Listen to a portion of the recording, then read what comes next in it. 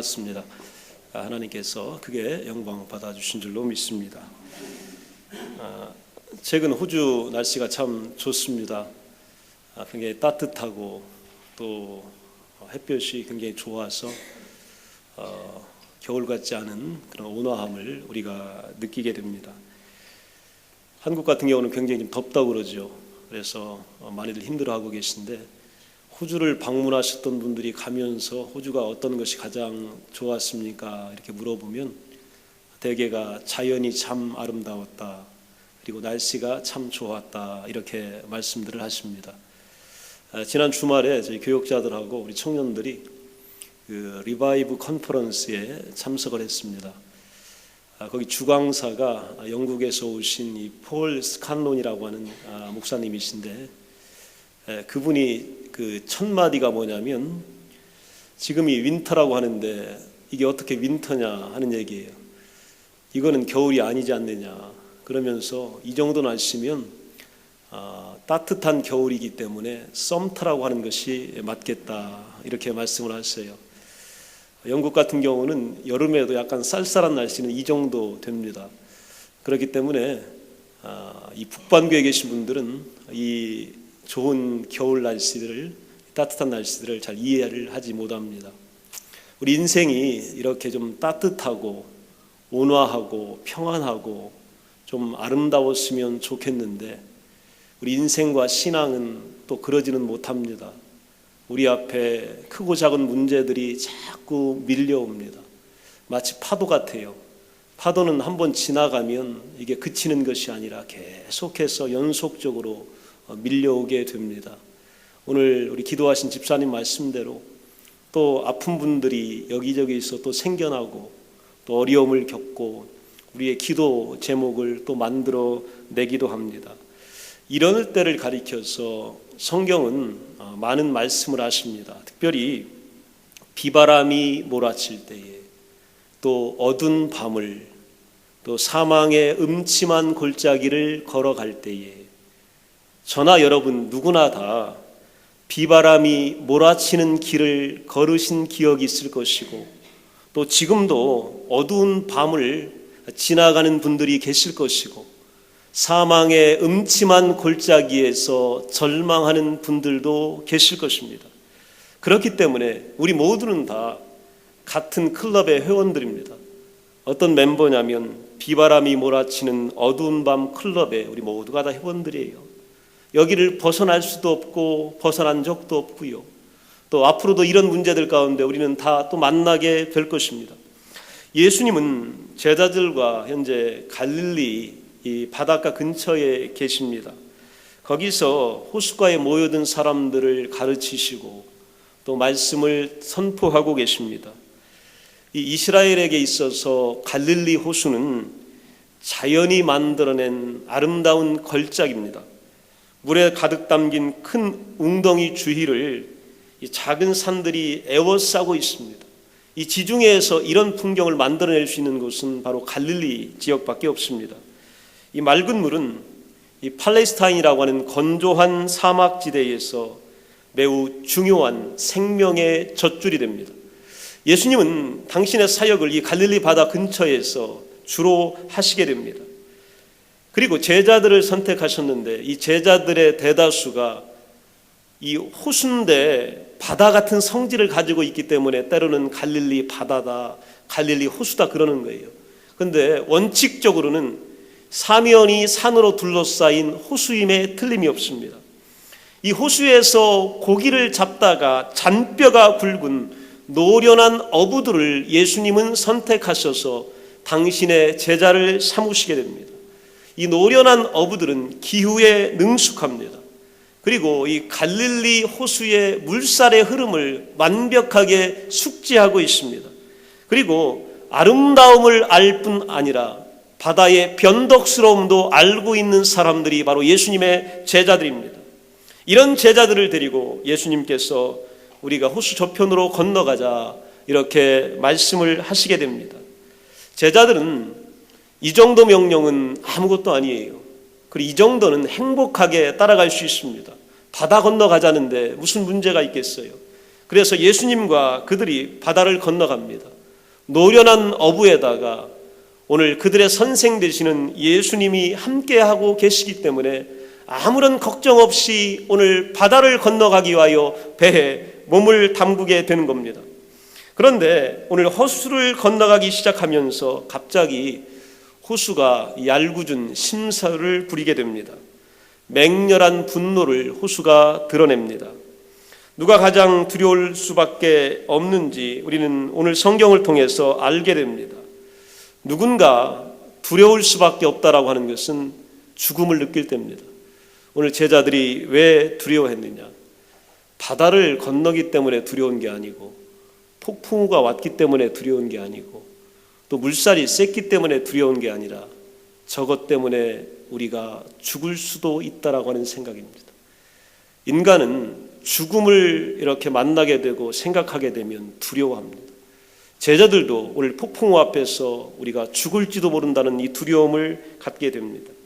근데 그 순간에 예수님은 무슨 일을 하셨냐면 배 뒤편에 가셔서 주무시고 계십니다. 오늘 막 배가 그렇게 요동치는데 예수님은 주무셔요. 왜냐하면 예수님은요, 육체적으로 굉장히 피곤하셨습니다. 새벽 미명의 아침에 일어나 산에 가셔서 한적한 곳에 가셔서 기도하시고, 또 낮에는 군중들에 둘러싸여서 말씀을 선포하시고 하나님 나라를 가르치시고, 또 아픈 자들을 고치시고, 또 배고픈 자들을 먹이시면서 그들과 온 날을 지새우십니다. 그렇기 때문에 너무 피곤해서 배 뒤편에서 휴식을 취하고 계십니다. 우리가 살다 보면 가끔 예수님 비슷한 사람들이 꽤 있어요. 우리는 죽게 되어서 그냥 허둥대는데 비행기가 막 흔들릴 때요, 겁이 나가지고 어쩔 줄 몰라가지고 그냥 꽉 붙들고 있는데 그때도 자고 있는 분들도 있고, 때로는 그냥 험난한 버스 속에서도 막 자는 분들이 있고, 이런 분들이 있습니다. 제자들은 예수님을 보면서 두 가지가 떠오릅니다. 하나는 바로 뭐냐면 이 두려움이 떠올랐고, 두 번째는 예수님을 보면서 분노를 느낍니다. 예수님을 보면서 화가 막 치밀어 오릅니다. 여기서 어쩔 수 없는 이 막 심기의 불편함이 제자들에게서 막 나타납니다. 그리고 나서 서둘러 예수님을 깨웁니다. 왜 깨웠는지, 뭘 요구했는지 우리는 잘 몰라요. 왜 그랬는지는 잘 모릅니다. 본문은 그들이 예수님이 폭풍우를 잠재우실 거라고 전혀 기대하지 않은 것이 분명합니다. 성경에 보면 그들이 예수님에게 뭘 기대하고 깨웠다는 얘기가 나와 있질 않습니다. 상황은 절박하고 예수님이 어떻게 하실지 자체를 제자들은 알지 못했어요. 그냥 오늘 화가 나고 어쩔 줄 몰라서 예수님한테 화내면서 막 예수님을 깨우게 됩니다. 38절에 본문에 그렇게 되어 있습니다. 제자들이 깨우며 이르되 선생님이여 우리가 죽게 된 것을 돌보지 아니하십니까? 라고 질문하고 있습니다. 사실상 질문은 했지만 이건 질문이 아니에요. 뭐냐면 불평이자 은근한 협박죄에 가까운 어투가 나오고 있습니다. 오늘 우리가 죽든 살든 아무 관심도 없으시군요 라고 지금 막 이렇게 말씀하고 계십니다. 제자들은 하나님의 아들이 동정심이 전혀 없다고 지금 비난하고 있습니다. 하나님은 2000년 전부터 또 수천 년 전부터 지금까지 감사를 모르는 사람들로부터 날마다 그런 식의 불평을 듣고 계십니다. 당신은 우리에게 관심도 없으시군요. 당신은 동정심도 일말이라고는 없으시군요. 당신은 나를 돌보지 않으시는군요 라고 하는 이 불평을 계속해서 듣고 계십니다. 하나님의 나라, 하늘나라는 분노한 사람들에 의해서 오늘도 불평과 불만에 시달리고 있습니다. 오늘 성경에 보면 예수님은 이런 제자들의 질문에 말로 대답하지 않습니다. 그리고 곧바로 바다와 폭풍우를 향하여 명령하십니다. 39절에 보면 예수께서 깨어 바람을 꾸짖으시며 바다더러 이르시되 잠잠하라 고요하라 하시니 바람이 그치고 아주 잔잔하여 지더라. 여러분, 성경은 오늘 우리에게 기적을 이야기합니다. 그런데 그 기적 가운데 특별한 기적이 나오는데 자연을 통제하시는 것이 예수님의 말씀 하나로 가능하다는 것을 보여줍니다. 예수님은 오늘도 말씀 하나로 사나운 자연의 힘을 직접 통치하고 계십니다. 여러분, 어떤 어두운 밤이 여러분을 괴롭게 하시나요? 어떤 비바람이 여러분의 마음을 아프게 하시고 절망하게 하시나요? 우리 예수님은 말씀 한마디로 오늘 자연의 어려움과 도전을 오늘 잠재우신다는 것을 기억하시기 바랍니다. 우리는 오늘 그분과 함께 있습니다. 이 제자들의 반응을 여러분 주목해 볼 필요가 있습니다. 바다는 이제 잠잠해졌습니다. 그들의 마음은 이제는 평온해야 합니다. 그런데 성경을 보니까 제자들은 지금부터 더 흔들리기 시작합니다. 지금부터 마음이 두려움이 시작됩니다. 41절에 보면 그들이 심히 두려워하여 서로 말하되 그가 누구이기에 바람과 바다도 순종하는가 하였더라. 참으로 이상한 현상이 제자들에게 나타납니다. 폭풍우와 사나운 바다가 제자들을 두렵게 만듭니다. 그런데 이제 위험은 다 사라졌어요. 폭풍우는 잠잠해졌습니다. 바다가 잠잠해졌다면 제자들의 두려움도 이제 없어져야 됩니다. 그것 때문에 분노했잖아요. 그것 때문에 두려워했잖아요. 그것 때문에 무서워했기 때문에 이제 잠잠해야 합니다. 그런데 바다는 잔잔해졌지만 제자들의 두려움은 한층 더 커져갑니다. 우리 성경은 분명히 이야기합니다. 제자들이 더 두려워하기 시작합니다. 왜 그럴까요? 이런 현상이 왜 나타날까요? 이런 현상을 우리가 어떻게 설명할까요? 현대 그 정신분석학의 그 권위자이자 또 창시자 또 아버지라고 불리우는 이 지그먼드 프로이드라고 하는 학자가 있습니다. 이 학자가 어떻게 평가를 했냐면 사람들이 자연에 대한 두려움 때문에 종교를 창안했다, 종교를 만들어냈다 이렇게 설명을 합니다. 지진과 때로는 홍수와 또 질병 앞에서 인간이 너무나 무력하기 때문에 이 질병과 홍수와 지진을 다스리는 하나님을 만들어냈다는 거예요.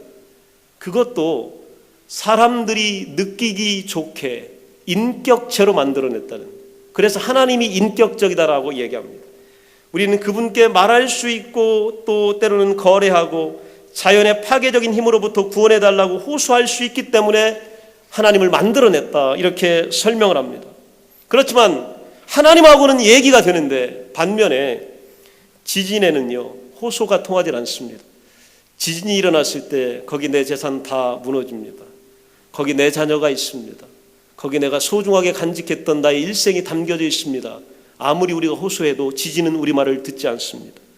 홍수와는 타협할 수 없습니다. 홍수는 몰아치기 시작하면 그냥 다 훑어버립니다. 그리고 모든 것을 다 쓸어버립니다. 아무리 우리가 타협하려고 해도 홍수는 타협되지 않습니다. 이 암이라고 하는 질병, 여러분 거래가 안 돼요. 암은 통제가 안 됩니다. 지 멋대로입니다. 하고 싶은 대로 막 뻗어나가고 또 사람에게 막 하고 싶은 대로 공격하고 도전해서 그래서 어려운 겁니다. 무서운 일들을 처리할 수 있도록 우리를 도와줄 하나님을 우리가 만들어냈다는 겁니다. 그러나 말씀을 보면 폭풍우가 사라진 뒤에 제자들의 두려움이 더욱 커졌다. 성경은 분명히 그렇게 이야기합니다. 폭풍우를 잠잠하게 하면 예수님의 행동이 왜 그들을 두렵게 했을까요? 왜 예수님이 그들에게 두려운 존재가 됐을까요? 자연에서 느끼는 것보다 더 큰 두려움을 예수님의 권능에서 제자들이 느낀 거예요. 오늘 성경은 제자들은 그걸 우리에게 이야기하고 있습니다. 왜냐하면 그 예수님은 특별한 분이시고 그 거룩하신 분이시고 그 거룩한 분이 오늘 사람 앞에 서 있기 때문입니다. 이 프로이드라고 하는 학자가 그렇게 이야기했다라고 하면 자연의 힘에 압도되어서 그를 다스릴 수 있는 신이 필요해서 우리가 신을 만들었다고 하면 여러분 우리가 두려운 하나님을 왜 만듭니까? 여러분 같으면 두려운 하나님 만들겠어요? 여러분이 떨 수밖에 없는 신을 만들어내겠어요? 여러분이 어떻게 처리하지 못하는 신을 만들어내겠어요?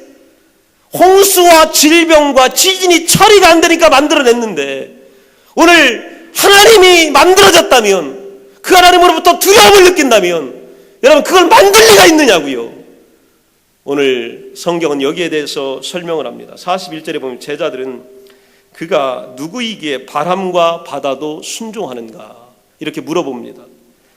이 킹제임스 버전에 보면 이렇게 설명을 합니다. 심지어 바람과 바다도 복종하니 대체 이 사람이 누구인가?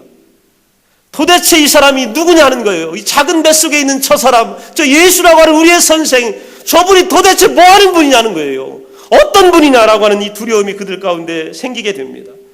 예를 들어 우리가 사람을 평가할 때 저 사람이 어떤 부류의 사람이냐라고 평가가 있습니다. 나에게 적대적이다, 때로는 나에게 호의적이다, 우호적이다, 때로는 지적이다, 사교적이다, 정적이다, 동적이다, 때로는 감정적이다, 구두쇠다, 냉정하다, 이런 평가들을 하는데 예수님은 이거 가지고 평가가 안 돼요. 도대체 저분이 누구냐 하는 거예요. 제자들은 예수님을 어떻게 평가해야 될지 그 적절한 범주를 찾아내지 못하는 겁니다. 그래서 두려운 거예요. 두려운 겁니다. 지난 주말 그 컨퍼런스에 참가했다가 저도 한 가지 제가 느끼지 못했던 한 가지를 깨닫게 됐습니다. 뭐냐면 호주에서 살다 보면 이 백인들을 우리가 많이 접하게 되고, 백인들의 머리는 주로 보면 우리 머리카락하고 다르잖아요. 보통 우리가 이제 블론드 헤어라고 하면 이 노란 머리 아니에요. 전형적인 노란 머리가 백인들의 전통적인 머리인데, 요즘에는 백인들의 머리조차도 노란 머리가 별로 없어요. 백인들도 많이 변해가지고 약간 갈색으로 바뀌고, 어떤 사람은 약간 검정하기도 하고, 어떤 사람들은 뭐 이제 흰머리 비슷하게 바뀌고. 그래서 지나가다 보면 머리 가지고 봤을 때는 우리 한국 사람이나 백인들하고 별로 차이가 안 날 것 같은 생각이 들어요. 그래서 아유, 저 사람들도 이제 많이 변해가는구나. 우리도 여러분 뭐 색깔도 변하잖아요. 흰머리도 나고 또 갈색으로도 변하고 하니까 별로 이제 차이가 없겠다는 생각을 늘 했었습니다. 그리고 거기에 대한 구별을 느끼지 못했어요. 첫날 우연히 강의 중에 강의하다가 해중서가 이렇게 화면이 쭉 비쳤는데, 앞자리부터 쭉 비쳤는데 우연찮게 제 모습이 딱 거기 비쳤어요. 근데 제가 거기서 한 가지 깜짝 놀랐어요. 뭘 느꼈냐면, 내 머리가 저렇게 검정한가? 저기 앉아있는 저 사람들하고 저렇게 구별되는 건가? 저는 쇼핑센터에서, 식당에서, 시티에서 한 번도 내 머리가 저렇게 검정해서 구분된다는 걸 한 번 느껴본 적이 없어요. 저 사람들도 많이 변하고 저 사람들도 많이 검어졌다, 별로 그렇게 구분은 되지 않겠다라고 생각했는데요, 화면을 딱 보니까요, 제 머리가 너무 구별되는 거예요. 그 사람들 검정 스타일하고 제 스타일하고 완전히 다른 거예요. 그래서요, 느낀 게 있어요. 야, 그래서 우리 보고 검은 머리라고 했구나 라고 하는 것을 알게 되었습니다. 그런데 여러분, 이 제자들은요, 예수님을 눈앞에 딱 보면서 이게 도대체 어떤 분인가 다시 한번 본 거예요. 처음부터 뒤집어서 살펴봤는데 알 수가 없게 되는 겁니다. 제자들은 갈릴리에서 어부 생활하면서 또 예루살렘도 왔다 갔다 하면서 헬라인도 보고 로마인도 보고 시리아인도 애굽인도 사마리아인도 아프리카에 온 구스인도 유대인도 다 보았습니다. 그런데 오늘 우리와 함께 뱃속에서 바다를 꾸짖으시고 잠잠하게 하신 저분, 저 거룩한 분을 한 번도 만나본 적이 없습니다. 여러분, 저분은 특별한 분입니다. 너무 특별해서 그들에게는 낯선 분이에요. 그래서 겁이 난 거예요. 아니, 사람이 어떻게 저런 분이 계실 수 있나? 아니, 어떻게 내 평생에 저런 분을 한 번도 들어본 적도 없고 만나본 적도 없고 기대해 본 적도 없는데 그분이 내 앞에 있는가? 라고 하는 것을 느꼈던 겁니다. 예수님은 달랐습니다. 그분은 인간과는 전혀 다르신 분입니다. 그분이 지극히 신비롭기 때문에 특별하고, 그분이 지극히 경이롭기 때문에 우리에게는 낯선 분입니다. 그래서 우리는 두려움을 느끼는 거예요. 왜냐하면요, 하나님은 우리는 멀리 계신 줄만 알았어요. 하나님은 보이지 않는 곳에 계신 줄만 알았어요. 그런데 볼 수 없다고 생각했는데 어느 날 하나님이 인간의 몸을 입으시고 육체를 나누시고 성육신하셔서 우리 가운데 오셔서 내가 하나님이다 이렇게 보여줬습니다. 이걸 보니까 우리는 경이로운 거예요. 아니, 어떻게 하나님이 인간이 되셔서 우리 같은 모습으로 이렇게 보여주냔 말이에요. 이게 특별한 겁니다. 이게 너무 낯설어서 우리는 겁이 나는 거예요. 도대체 하나님이 어떤 분이기 때문에 우리 만나려고 우리 모습으로 이 땅에 내려오셔서 우리와 함께 울으시고 함께 살다가 우리와 함께 먹으시다가 그렇게 우리 곁에 계시다가 갔냐? 이것이 우리에게는 두려운 겁니다. 오셔서 그분이 하신 게 특이해요. 우리는 우리를 위해 살아갑니다. 우리의 목표가 있고 비전이 있어요. 그런데 그분이 하신 일은 바로 뭐냐면 죽은 자를 살려냅니다. 죽은 자를 살려냈다는 얘기를 들어본 적이 없습니다. 그게 진짜라는 얘기를 들어본 적이 없습니다. 성경에서 이런 얘기를 우리는 믿어본 적이 없습니다. 그런데 오셔서 한 얘기가, 하신 일이 바로 뭐냐면 죽은 자를 살려내시고 오늘 또한 병자를 치료하시고, 오늘 병자들이 찾아와서 예수님의 오대다 손난데도 나을 줄을 알고 군중들이 때를 지어서 찾아왔습니다. 이런 얘기를 세상 어디에서 들어본 적이 없습니다. 누가 했다더라 아니다더라 이런 소문은 어디 있었지만 병자들이 진짜로 나았다는 얘기를, 예수 그리스도의 이름으로 나았다는 얘기를 성경 외에 예수님 말고 들어본 적이 우리는 없어요. 그래서 그분을 생각하면요, 우리가 특별해요.